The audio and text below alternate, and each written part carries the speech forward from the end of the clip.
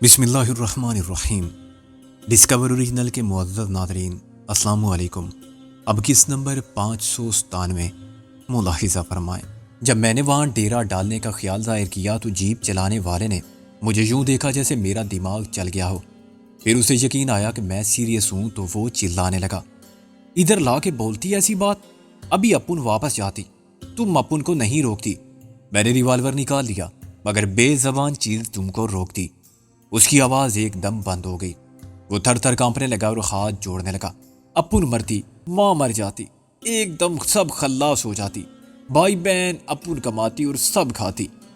میں نے ریوالور جیب میں رکھ کے اسے تسلی دینے کے لیے دوستانہ انداز میں کندھے پر ہاتھ رکھا اور کہا، تمہارا نام کیا ہے؟ رامن۔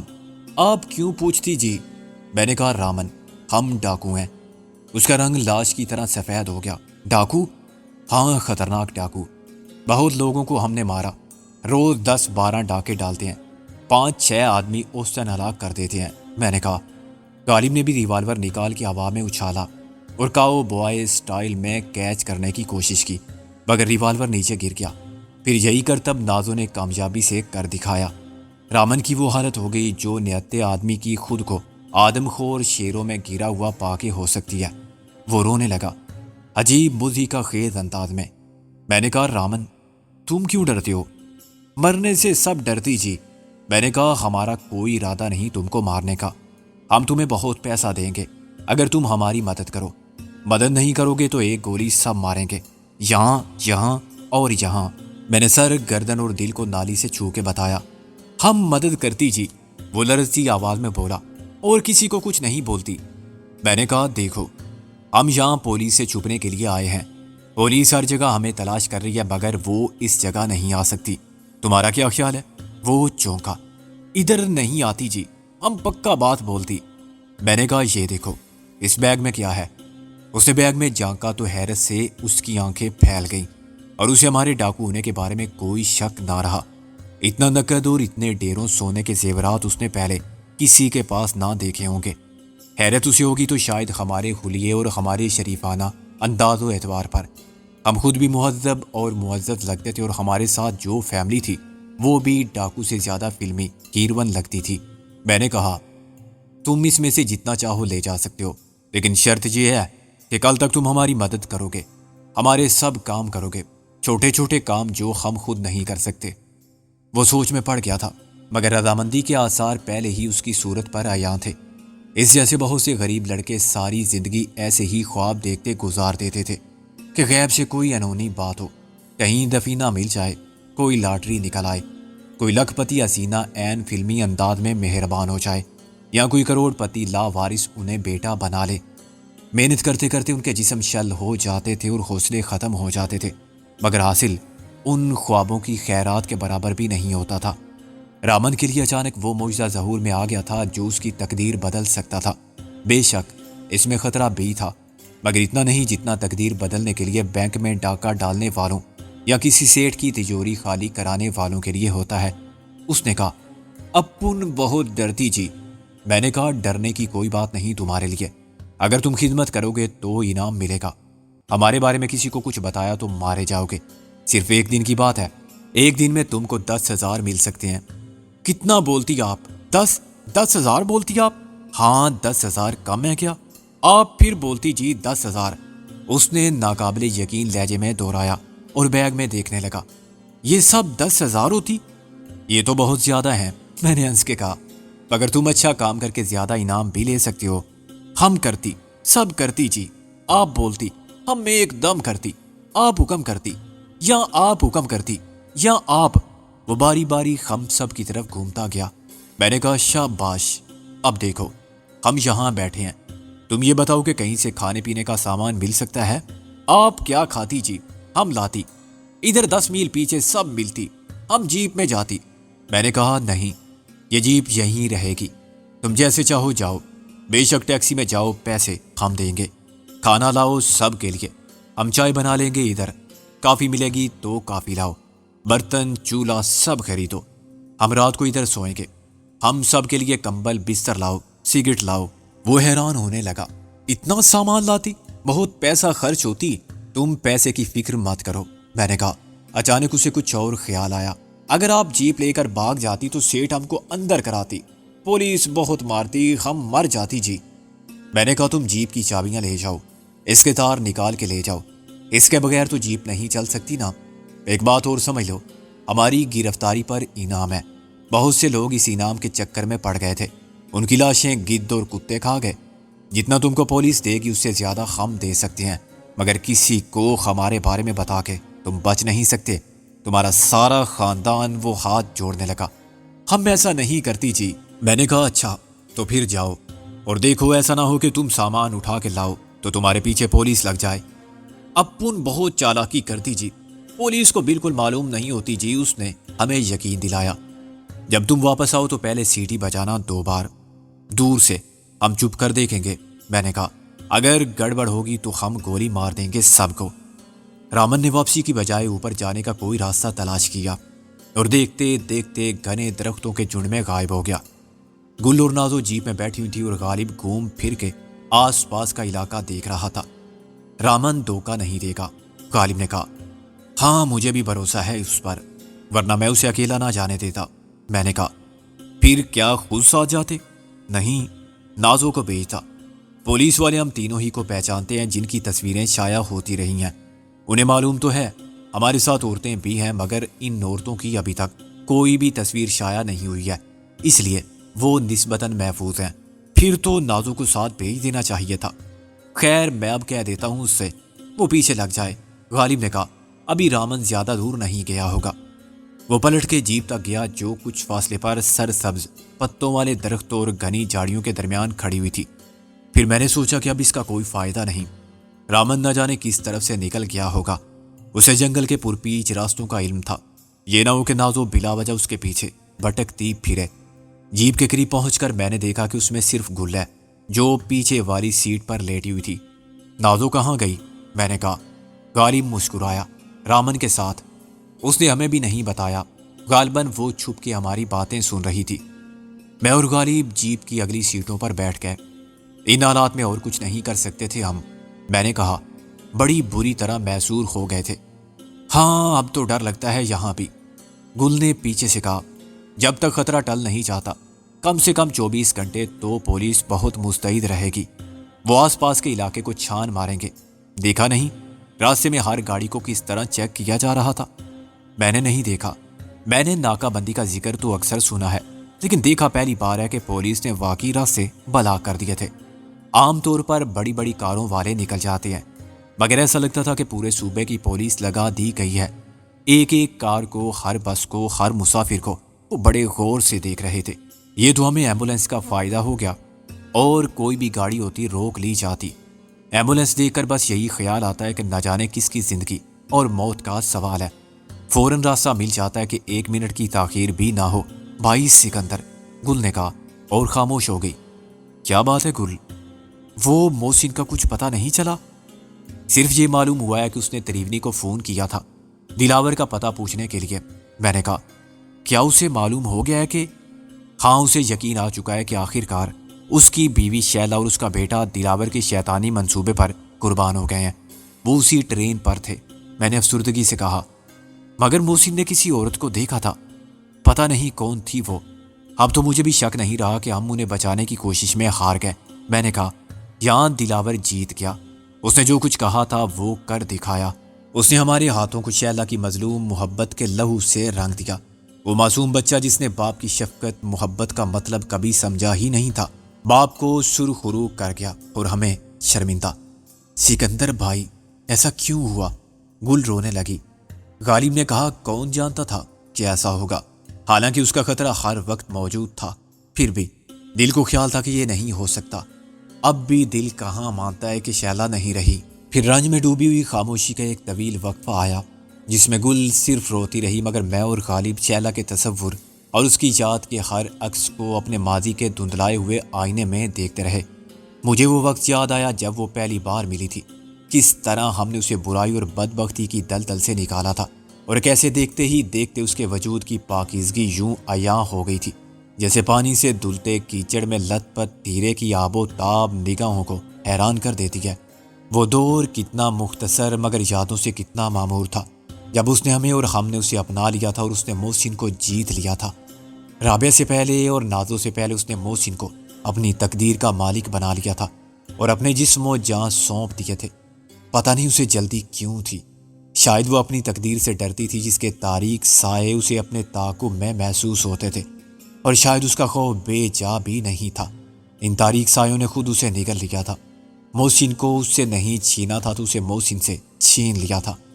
اتنے طویل صبر آزما انتظار اور ہجر کے عذاب بے حساب کے بعد، اتنی دعاؤں کے نامراد لوٹ آنے کے بعد اور محسن کے پیچھے اتنا عرصہ نذرانہ جان لے کر پھرنے کے بعد، وہ کبھی مایوس نہیں ہوئی تھی۔ کبھی اس کی زبان پر حرف شکایت نہ آیا تھا۔ اس نے محسن سے ایک بار بھی نہیں پوچھا تھا کہ تم لوٹ کر آؤ گے یا نہیں آؤ گے۔ ہم سے شکوہ نہیں کیا تھا کہ تم مجھے میرا محسن لوٹا کیوں نہیں دیتے۔ سسکتا وقت ہمارے دل کے ہر زخم پر نمک پاشی کرتا گزرتا گیا۔ اس درد کی تڑپ ہم نے استاد ٹیڈی کی موت پر بھی محسوس کی تھی، لیکن اس دکھ میں خود اپنے جرم پر ندامت کی کسک شامل نہ تھی۔ ٹیڈی کو ہم سے جدا کرنے والے ہمارے دشمن تھے، اور اگر اسے قضا کے تیر نے نشانہ بنا لیا تھا تو ہم کسی طرح خود کو مورد الزام نہیں سمجھتے تھے، مگر شیلا کو ہم نے جانتے بوجھتے اور سمجھتے ہوئے اپنے مقصد کی کامیابی پر قربان کر دیا تھا۔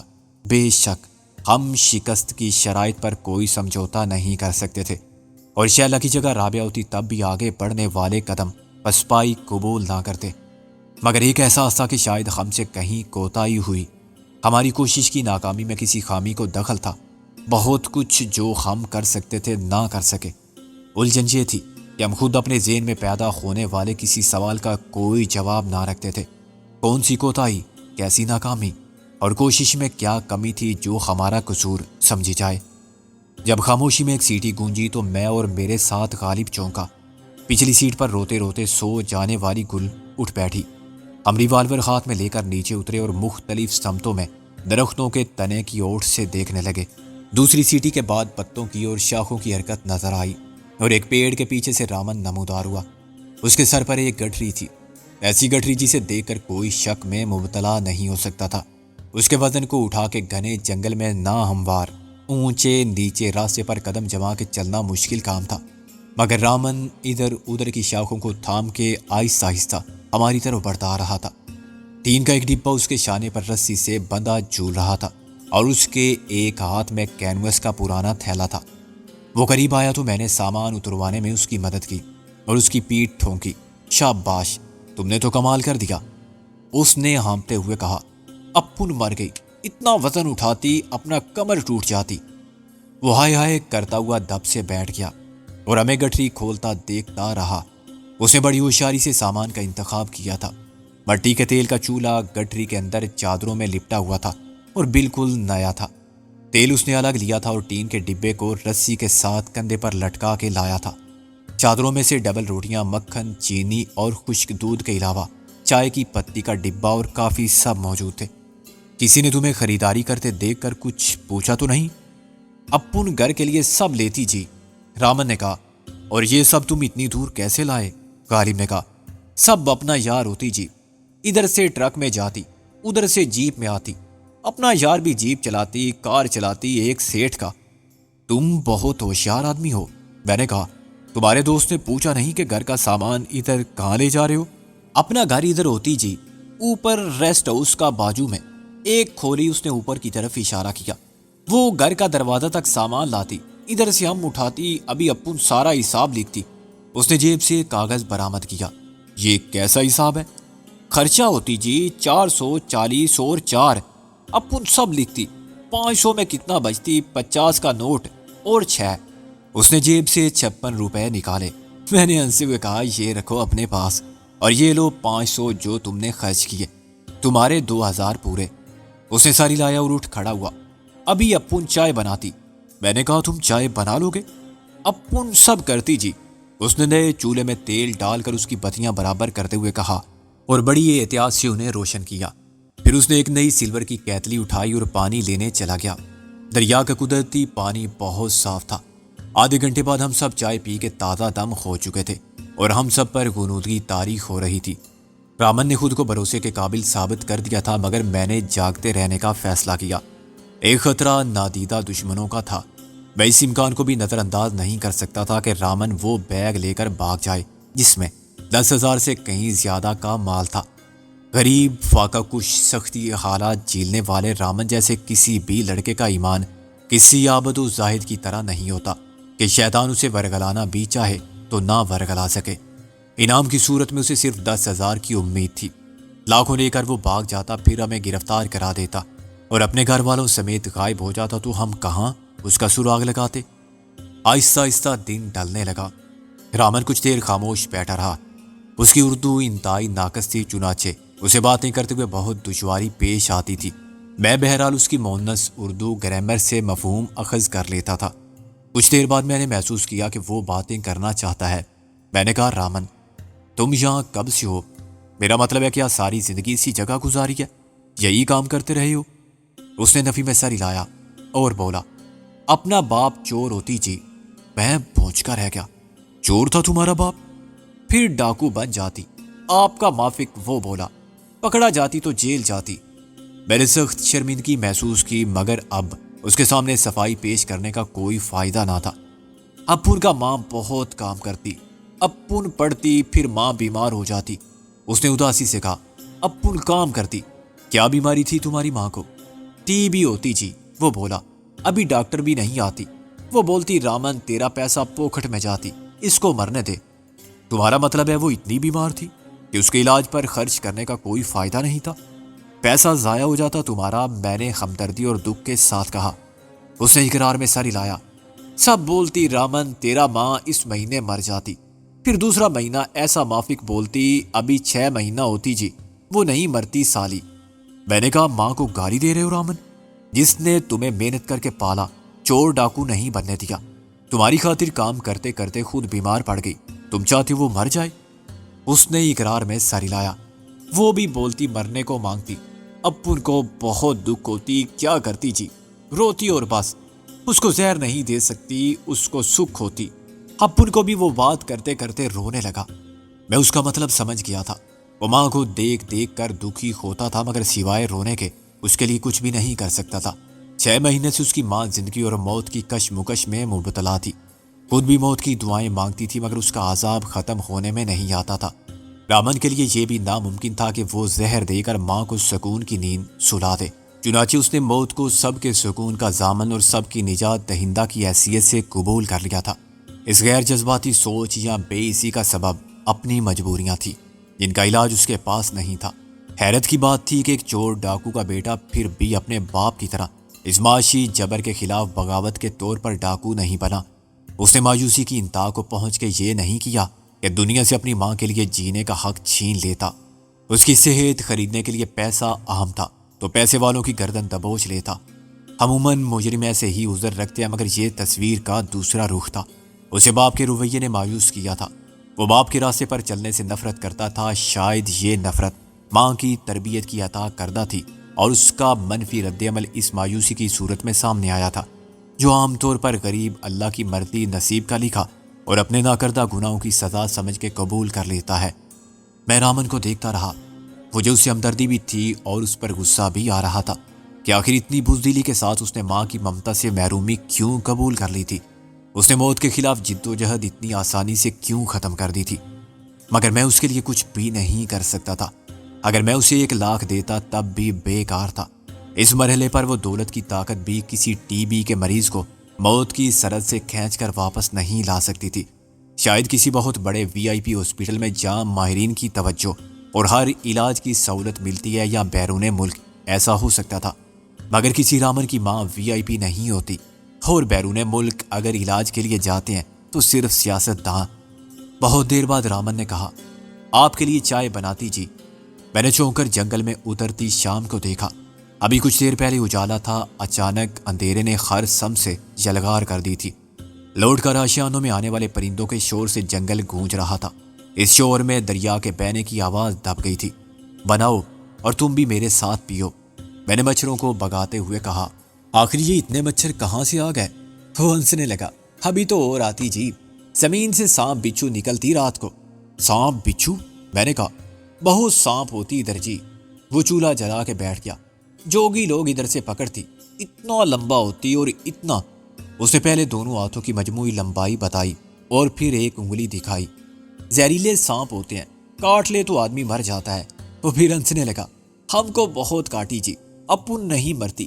کولا کوبرا کاٹتی تو آدمی مرتی، وہ ہم نہیں دیکھی۔ ایسے جنگل کی ویرانی میں رات گزارنے کا یہ پہلا تجربہ تھا۔ اڑنے والے کیڑے مکوڑے تو دن میں بھی تھے مگر کم تھے، اب تو بڑے خوفناک قسم کے مچھروں نے یلغار کر دی تھی۔ سانپ اور بچھو کے ذکر نے بھی مجھے پریشان کر دیا تھا۔ اس کا مطلب یہ تھا کہ دیگر خشرات الارض بھی اب چہل قدمی کے لیے نکلیں گے۔ مانا کہ سب خطرناک نہیں ہوتے، مگر ہمیں کیا معلوم کہ کون سا سانپ بے ضرر ہے۔ چنانچہ اسے کاٹنے کا موقع ملے تو ہم زہر کے اثر کا خیال بھی دل میں نہ لائیں۔ میں نے گل، غالب اور نازوں پر چادریں ڈال دی تاکہ وہ ان مچھروں اور دوسرے اڑنے والے کیڑوں سے محفوظ ہو جائیں۔ یا کسی کو ملیریا بھی ہو جاتا تو ہم کیا علاج کرتے؟ تم نے بتایا نہیں کہ اور کیا کام کرتے رہے ہو؟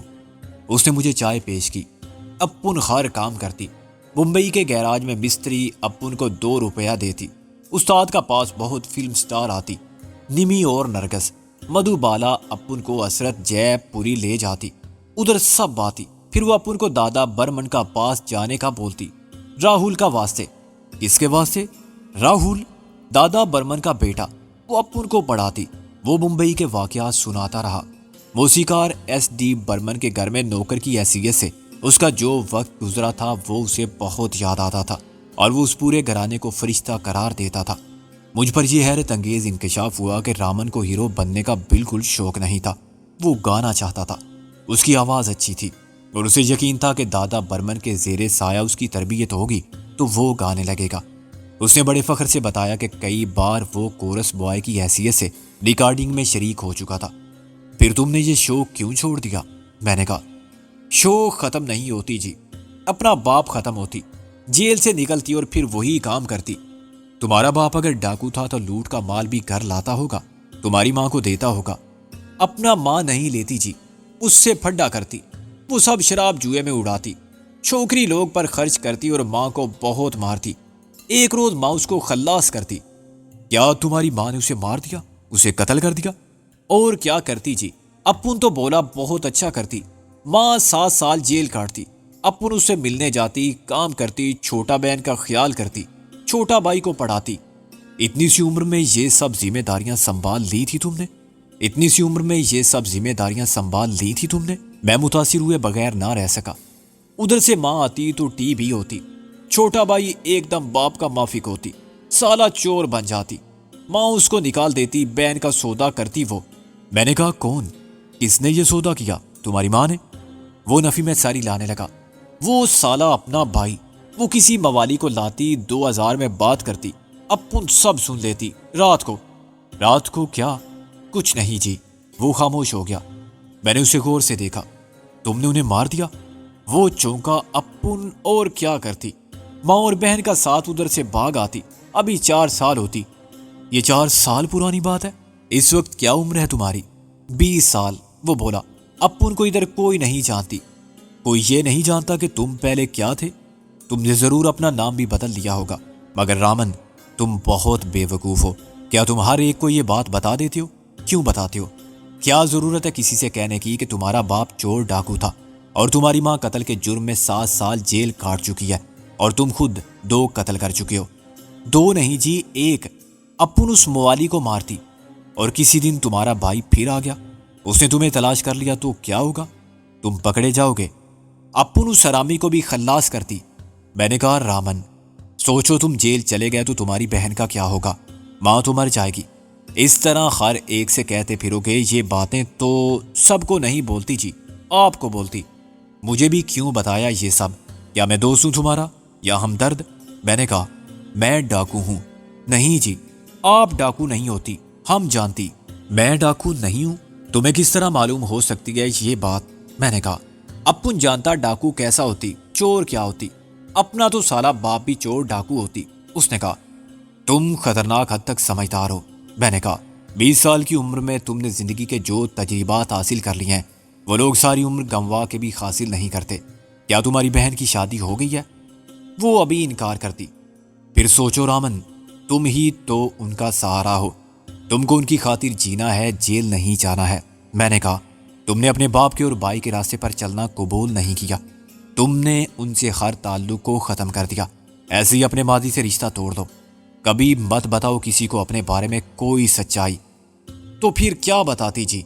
یہ کہو کہ تم ایک عزت دار باپ کے بیٹے ہو، تمہارا باپ کلرک تھا یا ٹیچر تھا، مزدور تھا، تمہاری ماں اس وقت بیوہ ہو گئی تھی جب تم چھوٹے تھے، اس نے محنت کر کے تمہیں پالا۔ اپنے لیے عزت حاصل کرو بے وقوف، خواہ وہ جھوٹ بول کے ملے۔ اس سچ سے کیا فائدہ ہوگا جو تمہارے لیے ذلت اور رسوائی کا سبب بنے، اور تمہارا مستقبل بھی اتنا ہی داغدار ہو جتنا تمہارا ماضی۔ یہاں سب ویسا ہی کرتے ہیں، جھوٹی عزت حاصل کر لیتے ہیں اور ساری عمر جھوٹ کے سہاروں پر آگے بڑھتے ہیں۔ پھر تم سچ کیوں بتاتے پھرتے ہو دنیا کو؟ اپن کسی کو نہیں بتاتی جی۔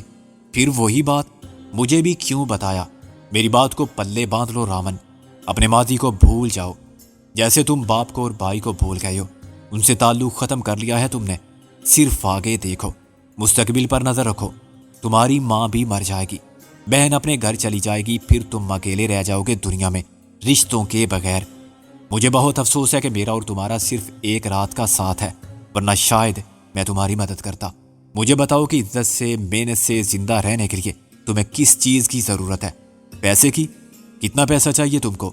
بولو۔ وہ ہنسنے لگا۔ اپن کا ایک ٹیکسی ہوتا تو اپن 2 بناتا، 2 سے 4۔ میں نے کہا شیخ چلی کی طرح خواب مت دیکھو۔ کس کا خواب؟ یہ کون سا شیخ ہوتی؟ میں نے کہا چھوڑو اسے، یہ بتاؤ ٹیکسی کتنے میں مل جاتی ہے؟ جیسا گاڑی ویسا دام، نئی 30,000 میں ملتی ہے، 20 میں اچھا گاڑی ملتی، 10 میں چالو کھٹارا۔ میں نے کہا سنو، میں تم کو 30,000 دے کر جاؤں گا، پورے 30,000۔ یہ بتاؤ تم جھوٹ بول کے مجھے الو تو نہیں بنا رہے ہو؟ وہ ایک دم دکھی نظر آنے لگا۔ کیسا مافک بات بولتی جی؟ میں نے کہا یہ نہ ہو بعد میں تم کہتے پھرو کہ میں نے سٹوری سنا کے 30,000 وصول کر لیے۔